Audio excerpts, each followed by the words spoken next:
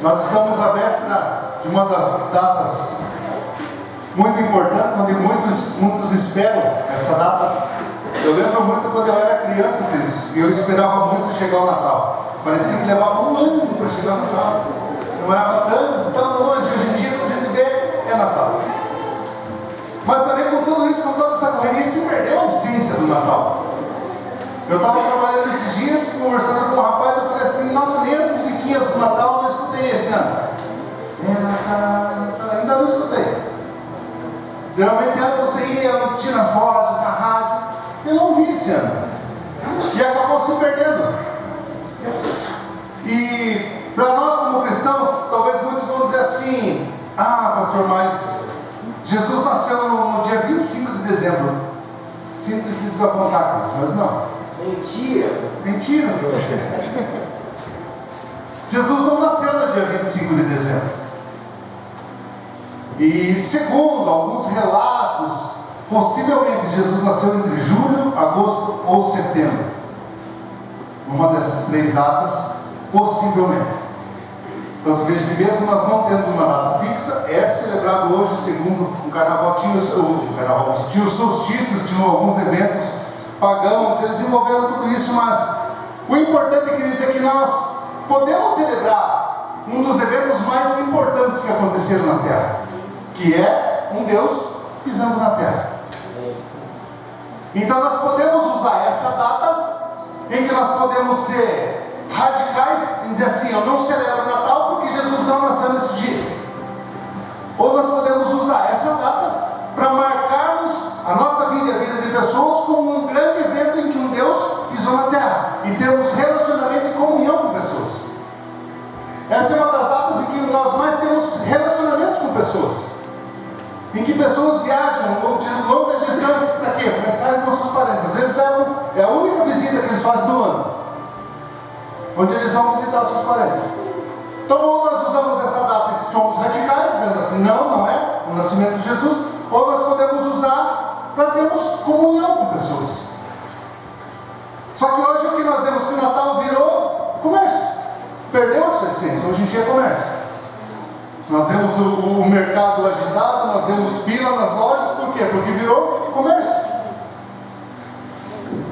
Em Lucas 2, do 1 ao 20, diz assim, queridos, acompanhem comigo. Naqueles dias, o imperador Augusto decretou o recenseamento em todo o Império Romano. Esse foi o primeiro recenseamento realizado quando Quirino era governador da Síria. Todos voltaram à cidade de origem para se registrar. Por ser descendente do rei Davi, José viajou da cidade de Nazaré da Galileia para Belém, na Judéia, terra natal de Davi, levando consigo Maria, sua noiva, que estava grávida. E estando eles ali, chegou a hora de nascer o bebê. Ela deu à luz ao seu primeiro filho, um menino. Envolveu-o em faixas de pano e deitou-o numa manjedoura, porque não havia lugar para eles na hospedaria. Naquela noite havia alguns pastores nos campos próximos, vigiando rebanhos de ovelhas. De repente um anjo apareceu entre eles, e o brilho da glória do Senhor os cercou. Ficaram aterrorizados, mas o anjo lhes disse: não tenham medo, trago boas notícias, que darão grande alegria a todo o povo. Hoje em Belém, a cidade de Davi, nasceu o Salvador, e é Cristo o Senhor. Vocês o reconhecerão por este sinal: encontrarão o bebê enrolado em faixas de pano, deitado numa manjedoura. De repente juntou-se ao anjo uma grande multidão do exército celestial, louvando a Deus e dizendo: glória a Deus nos mais altos céus, e paz na terra aqueles de que Deus se agrada. Quando os anjos voltaram para o céu, os pastores disseram uns aos outros: vamos a Belém para ver esse acontecimento que o Senhor nos anunciou. Indo depressa ao povoado, encontraram Maria e José, e lá estava o bebê, deitado na manjedoura.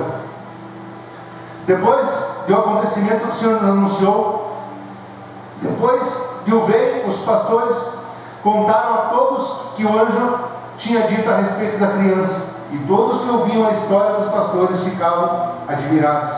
Maria, porém, guardava todas essas coisas no coração e refletia sobre elas.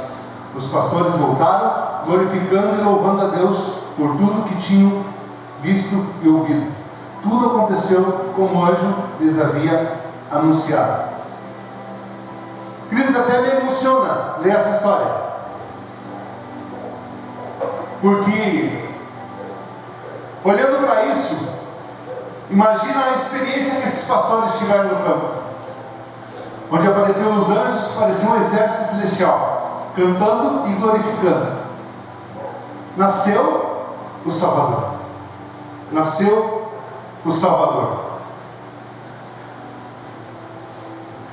Um Deus que se fez homem por amor de mim e de você, que desceu na terra para cumprir o que havia se profetizado pelo profeta Isaías. Queridos, que evento foi esse? O nascimento de um Deus se tornando homem, vindo à terra por amor de mim e de você. Olha o que diz no livro de Isaías, queridos, 9, versículos 6 e 7. Porque um menino nos nasceu, um filho se nos deu, e o governo estará sobre os seus ombros, e o seu nome será maravilhoso, Conselheiro, Deus forte, Pai eterno, Príncipe da paz. Do aumento do seu governo e da paz não haverá fim, sobre o trono de Davi e no seu reino, para o estabelecer e fortificar com retidão e em justiça, desde agora e para sempre. O zelo do Senhor dos Exércitos fará isso. Queridos, para o grego, isso é impensável. Porque para o grego ele tem um pensamento assim: o homem busca ser um Deus. Você vai estudar um pouquinho da mitologia grega, eles falam muito do que? Da busca do homem se tornar um Deus.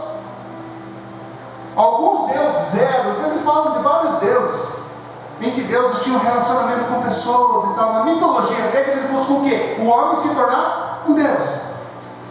Então na cabeça deles não entra um Deus fazer o papel inverso de se tornar um homem. Não entrava na mentalidade deles de um Deus se tornar um homem. Isso era uma loucura. E Jesus abriu mão de toda a sua glória para nascer de uma menina, Maria, uma jovem.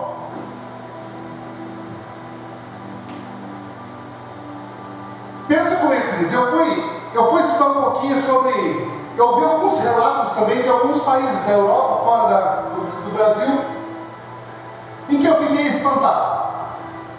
Eu vi estava conversando com uma pastora, ela falou assim: meu neto, eles moram na Alemanha. Ela falou assim: meu neto esqueceu a bicicleta dele no metrô.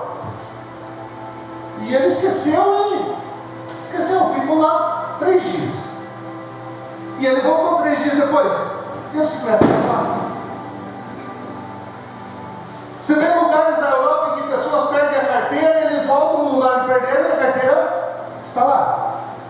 Agora se imagine se é no Brasil. Arrisca roubar você e a bicicleta vai junto. Pela diferença da cultura, onde os países são mais desenvolvidos nessa questão. Agora pense comigo assim: você tem a possibilidade de nascer em um lugar. Você poderia escolher nascer nesse lugar. Você iria nascer no Brasil ou você preferia nascer num desses países? Aí você tem a possibilidade de nascer numa família, sei lá, família Bravanel, família Faria Lima, família Maggi, que tem um dos maiores plantios de soja, dos mais ricos.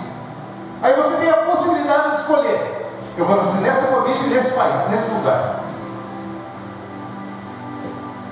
Se você tivesse uma oportunidade, onde você ia escolher nascer? Agora pensa comigo, Jesus não tinha essa possibilidade. Jesus não poderia nascer numa família de uma cultura, de um nome de peso, um sobrenome de peso. Nascer em um lugar mais estruturado. Mas o que aconteceu? Jesus nasceu numa família humilde, de uma jovem, e em Belém. cidadezinha pequena, uma cidadezinha de pouca relevância entre pessoas, número de pessoas, e ele escolheu nascer lá, envolto em panos e colocado em uma manjedoura. Queridos, você em sã consciência, tendo as duas possibilidades, você escolheria isso?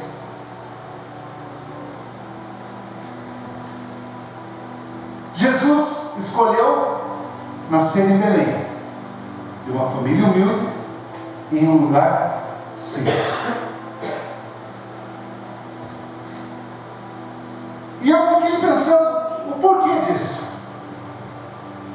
Por que Jesus, tendo essa possibilidade, ele é um Deus, ele é Deus, ele tinha a possibilidade de escolher. Primeiro, pensando, eu estava preparando essa palavra e pensando assim, eu não precisava ter nascido uma criança. Podia ter aparecido adulto, quem ia saber? Apareceu nos seus 30, 33 anos, tudo certo. Por que uma criança? Vocês têm noção de que Maria limpou o bumbum de Jesus? Trocou a fralda de Jesus? Deu mamar para ele? Fez ele arrotar, possivelmente, ele vomitou um pouquinho. A gente não para pensar nisso. Mas Jesus foi uma criança. Provavelmente caiu, se ralou. Ele passou por todo o processo.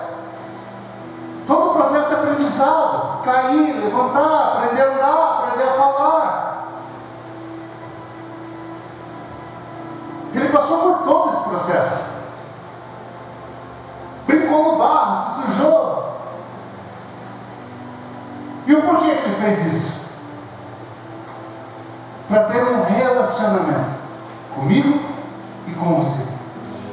Ele abriu mão de toda a sua glória, abriu mão de tudo aquilo que ele tinha, para ter um relacionamento, porque ele quer se relacionar conosco. Então o que é Natal? Relacionamento. Porque ele quer se relacionar conosco. Acompanhe comigo, queridos, em Efésios 2, do 6 ao 11. Diz assim: que mesmo sendo em forma de Deus, não teve por usurpação ser igual a Deus, mas esvaziou-se a si mesmo, tomando a forma de servo, fazendo-se semelhante aos homens. E achado na forma de homem, humilhou-se a si mesmo, sendo obediente até a morte de cruz. Por isso, Deus também o exaltou soberanamente, e lhe deu um nome que é sobre todo nome, para que o nome de Jesus se dobre todo o joelho, os que estão nos céus, e na terra, e debaixo da terra, e toda língua confesse que Jesus Cristo é o Senhor, para a glória de Deus Pai. Ele abriu mão de tudo isso, para que nós pudéssemos ter relacionamento com Ele. E todo relacionamento saudável, presta atenção, você que é casado, todo relacionamento saudável vai precisar ceder, abrir mão. Pode ver, queridos, que um relacionamento não é saudável onde só um abre mão das suas vontades. E foi isso que Jesus fez. Ele abriu mão das suas vontades. Ele abriu mão dos seus direitos. Ele abriu mão de ser um Deus para se tornar homem, para que nós pudéssemos ter um relacionamento. E assim é no nosso casamento hoje, queridos. É morrer para a nossa vontade. Para você ter um relacionamento saudável, vai ter que ceder. Vai ter que ceder. Lá em casa, queridos, eu gosto muito de almoçar, sentado no sofá, no meu cantinho certo do sofá, assistir o jogo aberto. E eu fico lá assistindo. E o que eu gosto? Cada ela larga tudo que ela tem que fazer, senta do meu lado e só fique sentado do meu lado. Não precisa conversar, eu não quero conversar, eu quero assistir, mas quero que ela fique do meu lado, estica os pezinhos ali em cima de mim. aproveitar o sol, porque tem isso, tem que lavar a roupa, tem que lavar a louça, tem que fazer isso, tem que fazer aquilo, o meu dia está corrido. Eu acordei um pouquinho mais tarde, eu tenho que fazer. Só que ela precisa abrir mão dela para agradar a mim. E da mesma forma eu tenho que abrir mão das minhas vontades, morrer para mim, para fazer as vontades dela. Só que isso nos leva a ter um relacionamento saudável. Você imagina se só eu abrisse mão das minhas vontades e ela não. É impossível ter um relacionamento assim. E foi isso que Jesus fez, esvaziou-se de si mesmo, tudo, eu abro mão de tudo, para ter um relacionamento.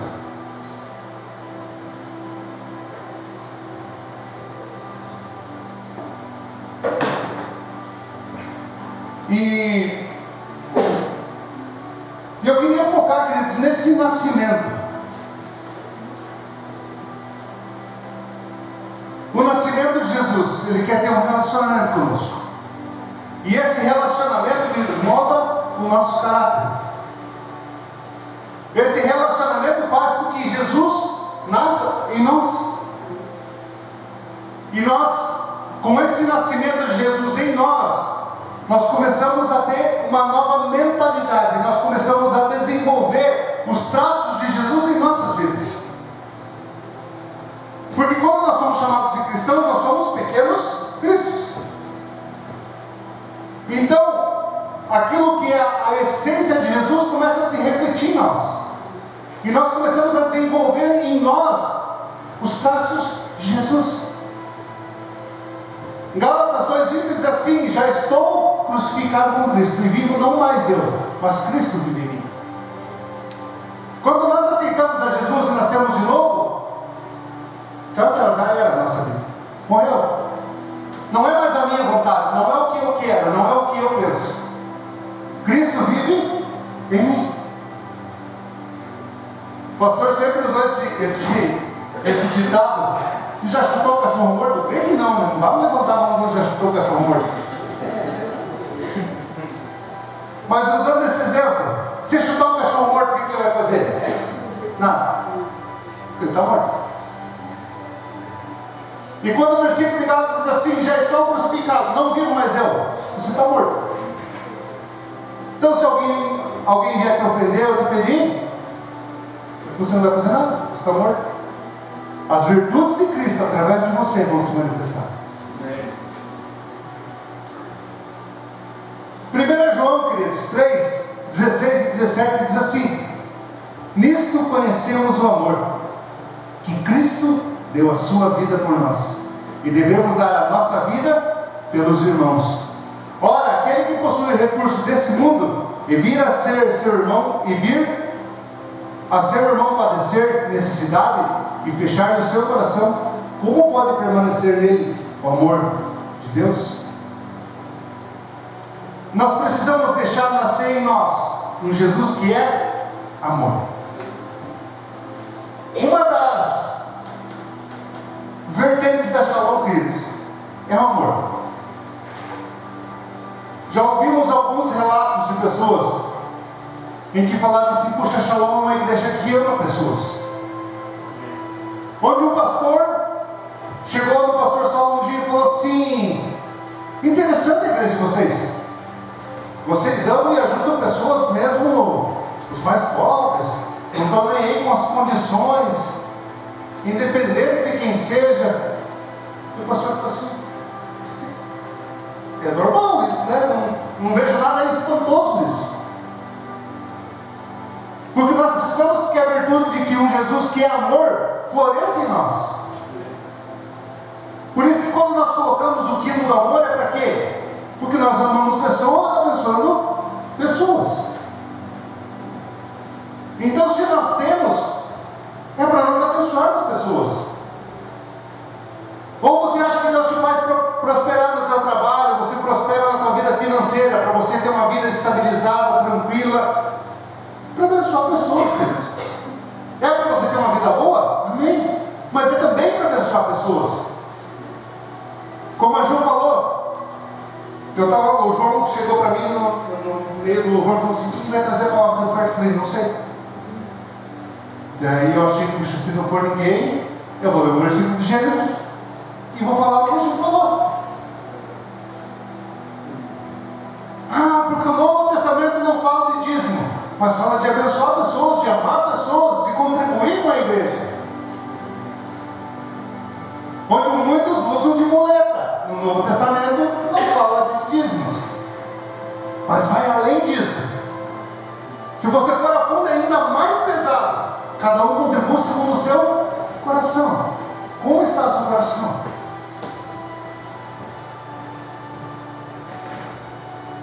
Então as virtudes de um Jesus que ama precisam se manifestar na nossa vida. Nós precisamos amar pessoas, abençoando pessoas.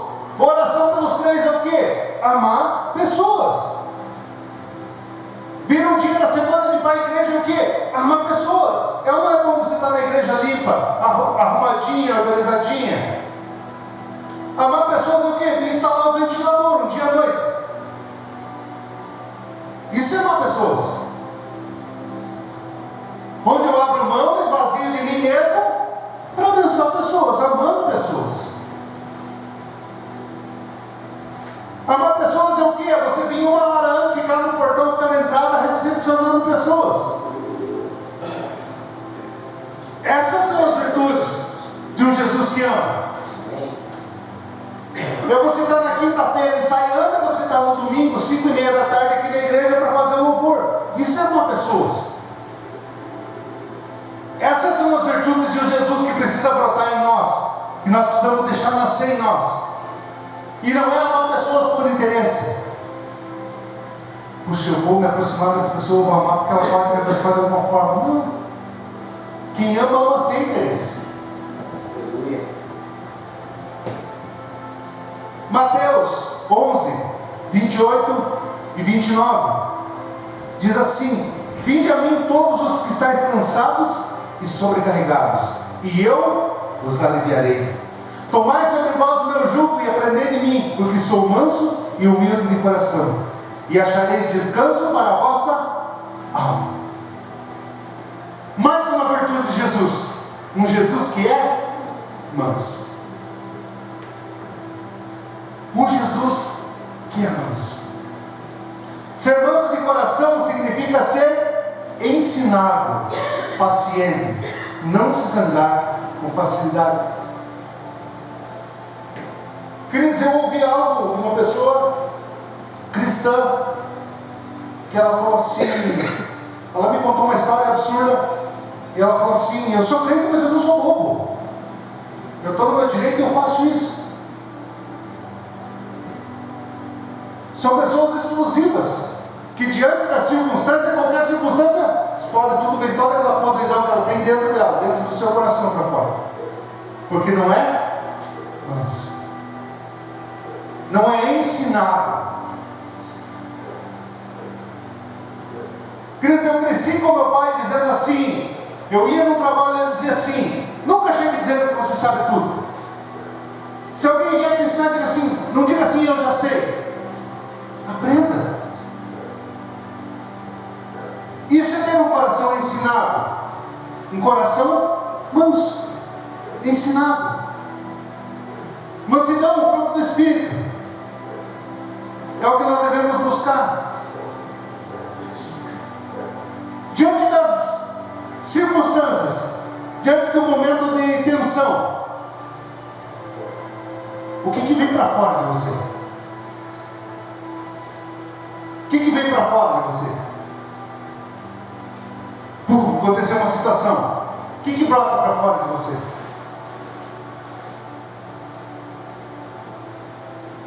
Nós precisamos aprender a ser mansos, queridos.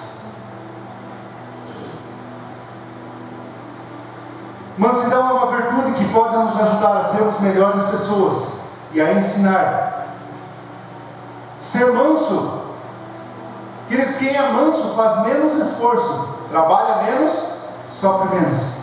Quem é manso tem um coração ensinável e aprende com os outros. Quando Jesus diz lá: tomai sobre vós o meu jugo e aprendei de mim.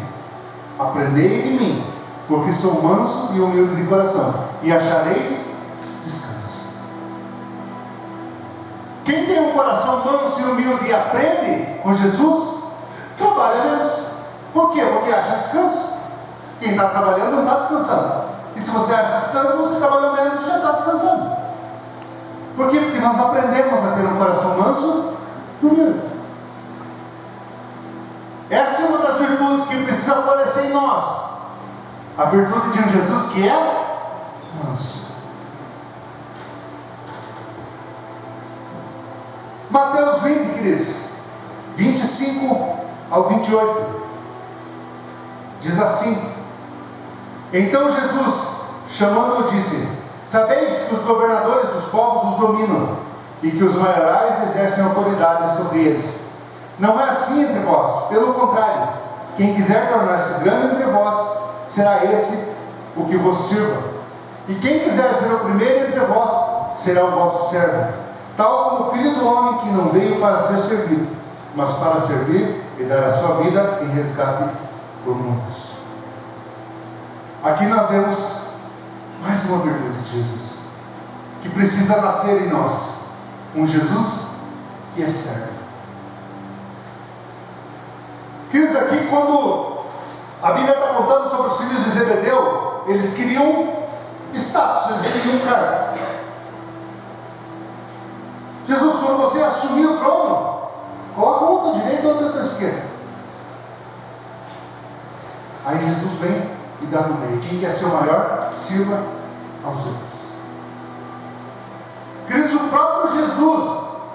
próprio Jesus veio para nos servir.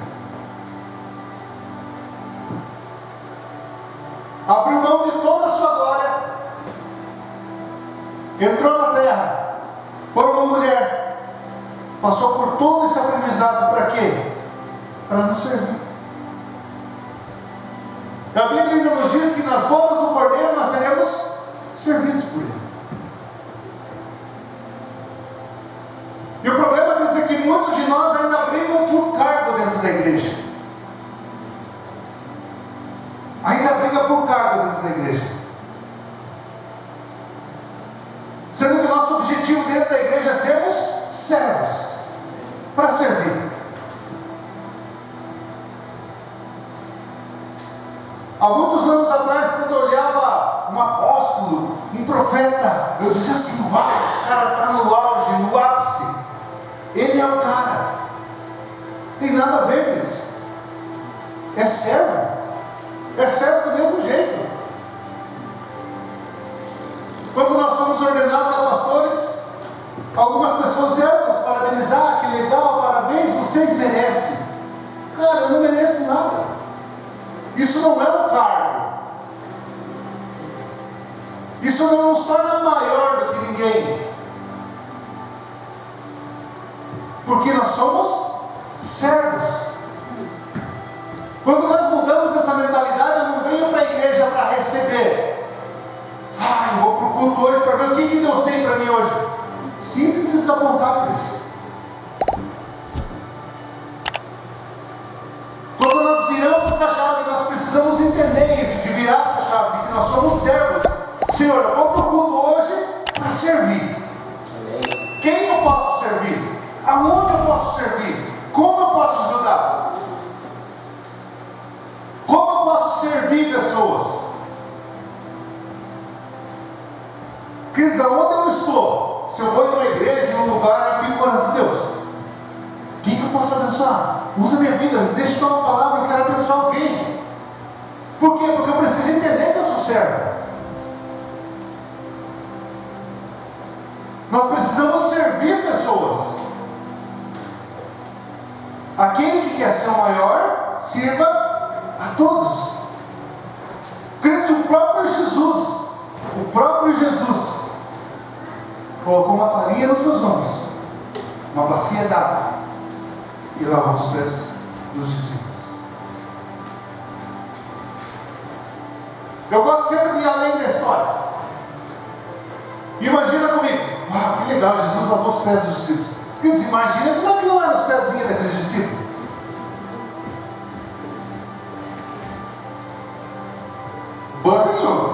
Era a realidade eles salvarem doido. O próprio Jesus. Talvez se escandalize, mas provavelmente Jesus pedia. Porque a gente cria uma mentalidade de Jesus com os paninhos brancos, andando, cabelinho com chapinha, olhos azuis, barbinha na régua. Imagina como é que não era os pés do discípulo. Unha do dedão tipo uma casca de tartaruga. E a cheirinha. Mas é verdade, queridos, aquilo era o trabalho do servo dos mais baixos. Lavar os pés. Eles andavam muito. Poeira, suor. Imagine só. E Jesus lavou os pés dos discípulos.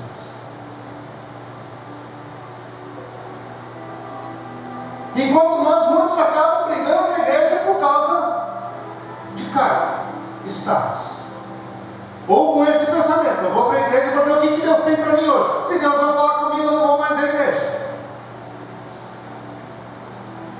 Quando nós precisamos ser servos.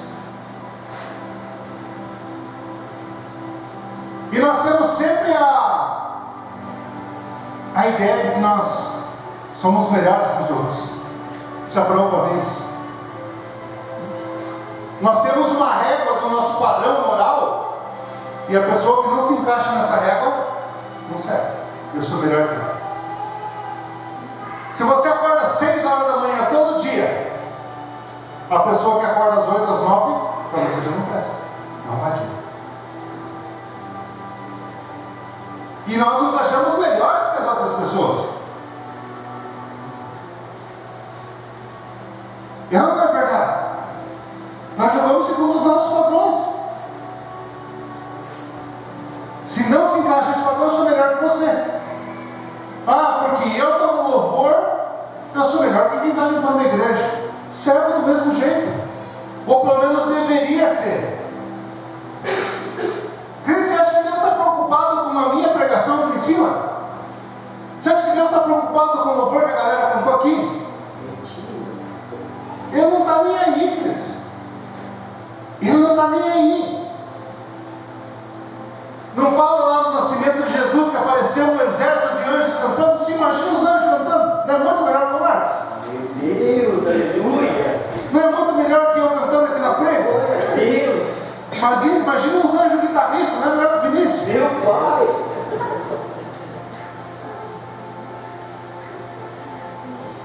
Ele não está nem aí, queridos. Aleluia! Ele não está nem aí. Ei, Jesus! Mas quando nós somos servos, queridos, quando nós estamos servindo pessoas, isso agrada o coração de Glória a Jesus. Deus! Aleluia! Quando nós servimos pessoas, puxa, esse mês eu estava limpo o armário e o pastor já me colocou do quilo do amor. O que é o melhor que eu tenho? Não vou levar. Porque eu sou servo, porque eu amo pessoas. Queridos, essa é uma mentalidade que nós precisamos desenvolver em nós, deixar essa essência de Jesus nascer em nós.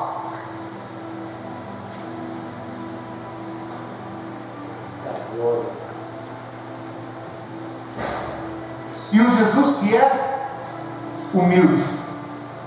Ser humilde não é ser pobre, não é não se cuidar de ser um bobo. Humildade é uma coisa boa, queridos. Humildade quer dizer equilíbrio. O conceito de humildade quer dizer, é uma qualidade de alguém que reconhece suas próprias limitações, fraquezas e a necessidade de ajuda, sem arrogância ou orgulho. Acompanhe comigo em Romanos 12, 3 ao 5. Diz assim: porque pela graça que me foi dada, digo a cada um dentre vós que não pense de si mesmo além do que convém. Antes pense com moderação, segundo a medida da fé que Deus repartiu a cada um. Porque assim como no seu corpo temos muitos membros, mas nem todos os membros têm a mesma função, assim também nós, conquanto muitos, somos um só corpo em Cristo e membros uns dos outros. Ser humilde, queridos, é entender o seu verdadeiro valor. Deus nos ama, por isso Ele nos criou, não por causa da nossa aparência ou das coisas que você faz. Humildade é reconhecer que os sucessos vêm de Deus e é Ele que nos capacita. Espero que você nunca tenha usado esse versículo para dizer assim: os humilhados serão exaltados. Eu tenho sido muito humilhado. Como as pessoas têm me humilhado, mas Deus vai me exaltar. Mentiram para você. Mentira. Não tem nada a ver com os humilhados serão exaltados. Os que se humilham serão exaltados. Aleluia. Os que se humilham.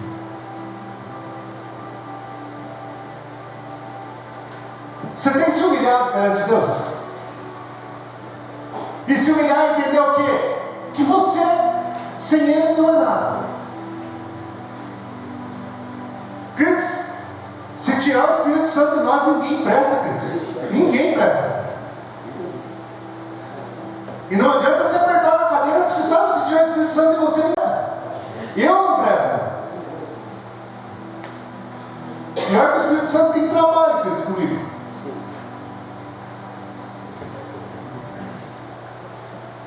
Isso é nós entendemos o que é ser humilde. É a nossa dependência de Deus. Queridos, Jesus entendia isso. A dependência de Deus. Pai, afasta de mim esse cálice, mas faça a tua vontade. Você que sabe o que é melhor para mim. A tua vontade. Nós precisamos ser humildes, queridos. Entendemos a nossa fraqueza, a nossa deficiência, e que nós precisamos uns dos outros. Olha o que diz no versículo ali. Para trás, volta, por favor. Porque assim como num só corpo temos muitos membros, mas nem todos os membros têm a mesma função, assim também nós, enquanto muitos somos um só corpo em Cristo, e os membros uns dos outros. Queridos, uns vão ser mão, outros vão ser o dedo. E nós precisamos entender que mesmo sendo o dedinho, nós temos a nossa função na igreja. Eu trabalhava com um rapaz há alguns anos e ele sofreu um acidente de moto. A BR tudo parado no corredor e ele é 80 por hora de moto no corredor. Aí uma pessoa simplesmente abriu a porta e ele perdeu um dedinho. Se acidentou e perdeu um dedinho. Aí talvez você pense como eu pensei: um dedinho não faz falta. O que um dedinho vai fazer falta? Nós trabalhando na obra um dia, estava calor, nós fomos tomar água, não tinha copo. E ele foi fazer um papinho, mas o papinho dele estava furado. E ele dava risada, cara, está vazando meu papinho, por quê? Porque não tinha o dedinho. Se entende a necessidade desse um dedinho, queridos? Vai coçar teu ouvido com o dedão.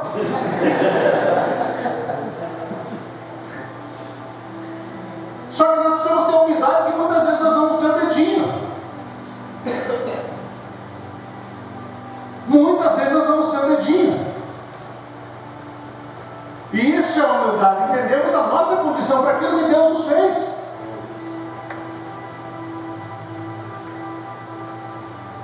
Nós precisamos ser humildes, queridos.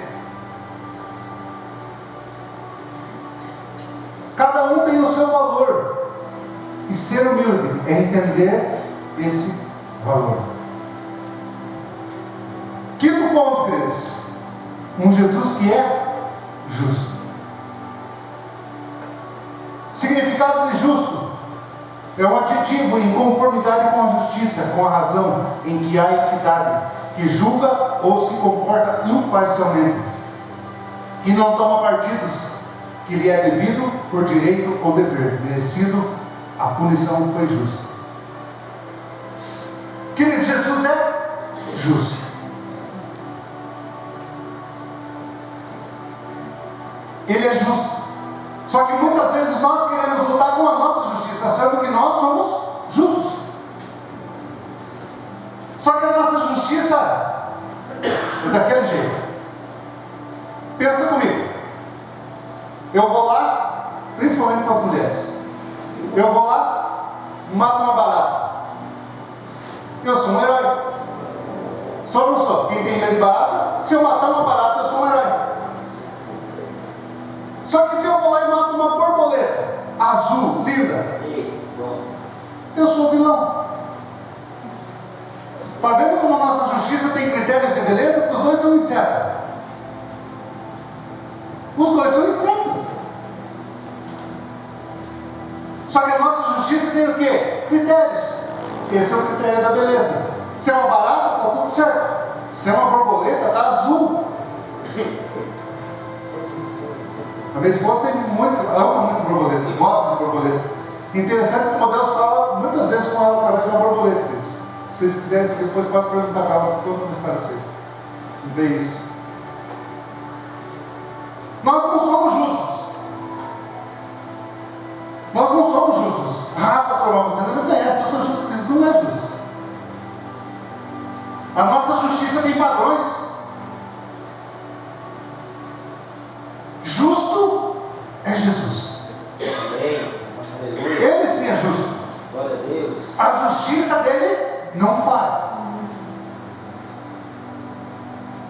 Quantas vezes, queridos, nós chegamos no pastor com situações de injustiça? Pastor, eu já contei aqui. Pastor, é muita injustiça isso que está acontecendo. Pela nossa justiça teria que ser feito isso. O pastor falou, cara, deixa para Jesus. Ele sim é justo. Deixa ele fazer a justiça dele. Ele sabe o que é certo e o que é errado. Ele sabe o que é justo e o que é injusto. Não para a nossa glória, não para o nosso orgulho, mas ele fez a justiça dele. Ele foi justo. Jesus me vingou, não, Deus, porque ele é justo. Ele é justo. Amém. Salmo 11:7 diz assim: porque o Senhor é justo e Ele ama a justiça. Os retos lhe contemplarão a face. Glória a Deus. Salmo 37:28: pois o Senhor ama a justiça e não desampara os seus santos. Serão preservados para sempre, mas a descendência dos ímpios será exterminada. Ele é justo e Ele ama a justiça. Quando estamos julgando os outros, queridos, muitas vezes nós julgamos pela vida que eles deram. Já não é verdade? A pessoa chegou para você e diz assim: eu estou passando por algumas dificuldades. Aí você vai lá, senta no teu trono de julgamento e diz assim: também não sabe administrar teu dinheiro, vive gastando com isso, vive gastando com aquilo. Porque nós sentamos num trono de julgamento. Acontece uma situação, nós já nos colocamos como juízes e já julgamos. Interessante que nós sempre temos um método para tudo. Já parou para pensar? Alguém chegou para você contar uma história na tua cabeça, já tem, não, fazer isso. Só que muitas vezes nem para você não faz.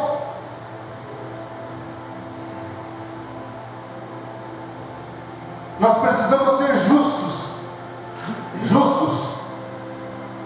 Precisamos deixar, queridos, essas características, essas personalidades de Jesus nascerem em nós. Manso, humilde, amando pessoas. Queridos, o maior evento da terra não foi o homem ter pisado na lua. Muitos colocam: o maior evento que já aconteceu foi o homem ter pisado na lua. O maior evento que aconteceu na terra foi um Deus ter pisado na terra. Amém. Aleluia. Foi um Deus pisar na terra. Você já tentou olhar para o sol? No sol do meio-dia, aquele dia calor? Já tentou olhar para o sol? É impossível você olhar para o sol. É impossível nós conseguirmos contemplar o sol. A não ser que nós tenhamos um filtro. Se nós colocarmos um óculos ou um filtro, nós conseguimos olhar para o sol. Lembra lá quando Moisés falou para Deus: eu quero ver a tua face. face. Aí Deus fala para ele: ninguém que vê minha face continua vivo. E aí vem Jesus.